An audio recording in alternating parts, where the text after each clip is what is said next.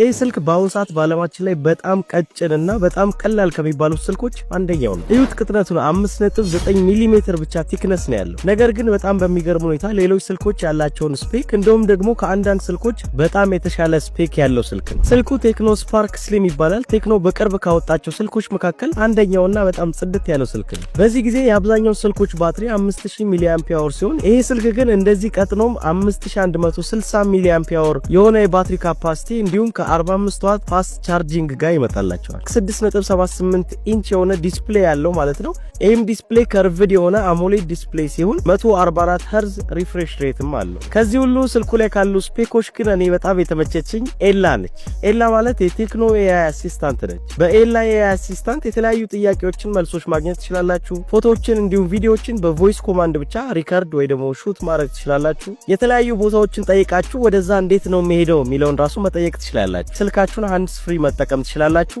ሌላም ማድረግ ትችላላችሁ በኤላ ኤአይ አሲስታንት ማለት ነው። ከዚህ በተጨማሪ ደግሞ አሁን እየተደረገ ባለው የአፍኮን 2025 ላይ ኤላ በተመቻችሁ ነገር አሲስት ማድረግ ትችላለች። ኦዚል በሏት በቃ። እዚህ ላይ ስለ አፍኮን ጨዋታዎች መጠየቅ ትችላላችሁ። ከፈለጋችሁ ከአፍኮን ስታር ጋር ፎቶ መነሳት ትችላላችሁ። ጨዋታ ደግሞ ላይቭ እያያችሁ ከሆነ ስናፕ በማድረግ ብቻ ኤላ ስለ ጨዋታ የተለያዩ ፋክቶችን እንድትነግራችሁ ማድረግ ትችላላችሁ። በነገራችን ላይ ቴክኖ የአፍኮን 2025 ኦፊሻል ስፖንሰር ነው። ይሄ ጽድት ያለ ስልክ እንደተመቻችሁ በጣም እርግጠኛ ነኝ። እንደዚህ አይነት ጽድት ያሉ የቴክ ቲፖችና የስልክ ሪቪዎችን ማግኘት ከፈለጋችሁ ይሄን ፔጅ ፎሎ ማድረግ እንዳትረሱ። መቻችሁ ፒስ